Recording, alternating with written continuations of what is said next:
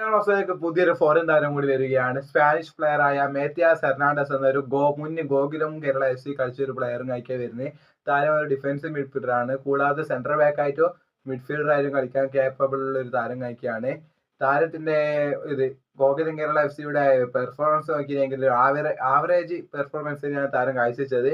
കേരള ബ്ലാസ്റ്റേഴ്സിലെ ഒരു മികച്ച താരം എന്നൊന്നും പറയാൻ പറ്റില്ല. നല്ലൊരു ഇമ്പാക്ട് ഉണ്ടായാൽ നല്ലതെന്ന് തന്നെ നമുക്ക് പ്രതീക്ഷിക്കാം.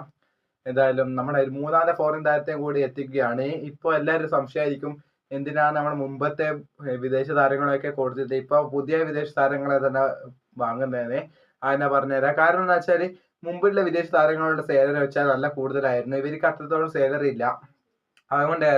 അതുകൊണ്ടാണ് ഇപ്പൊ ഇങ്ങനെ ലോ സാലറിയിലെ പ്ലേയേഴ്സിനെയാണ് കേരള ബ്ലാസ്റ്റേഴ്സ് നോക്കി വാങ്ങുന്നത്. അത് നിങ്ങൾക്ക് അവരുടെ സ്റ്റാറ്റ്സ് നോക്കിയാൽ തന്നെ തിരിയും. ഓക്കെ, ഇത് സ്പാനിഷ് പ്ലെയറും കളിക്കുകയാണ്. നല്ലൊരു ഇമ്പാക്ട് ഉണ്ടായാൽ മതി. അതിന് മുമ്പ് കേരളത്തിലൊക്കെ കളിച്ച് പരിചയമുള്ള പ്ലെയർ തന്നെയാണ് ഗോകുലം കേരളയിലൊക്കെ കളിച്ചിട്ട്. അങ്ങനെ 3 ഫോറിൻ താരങ്ങളായിട്ടുണ്ട്. ഇനിയും കുറച്ച് താരങ്ങൾ വരുമെന്ന് നമുക്ക് പ്രതീക്ഷിക്കാം. ഇതൊരു CDM പൊസിഷൻ കളിക്കുന്ന പ്ലെയറും കളിക്കുകയാണ്. മിഡും കളിക്കും, സെൻട്രൽ ബാക്കും കളിക്കും. നല്ലൊരു ഇമ്പാക്ട് ഉണ്ടായാൽ മതി എന്ന് താരം തരുന്നത്. അപ്പം ഇന്നും കളിക്കാൻ KBFC അതിന്റെ പ്രീ സീസൺ തുടങ്ങിയിട്ടുണ്ട്. എന്തായാലും ISL നല്ല റിസൾട്ട് ഉണ്ടാക്കാൻ കഴിയട്ടെ ഈ പ്ലെയറിന് നമുക്ക് വിശ്വസിക്കാം.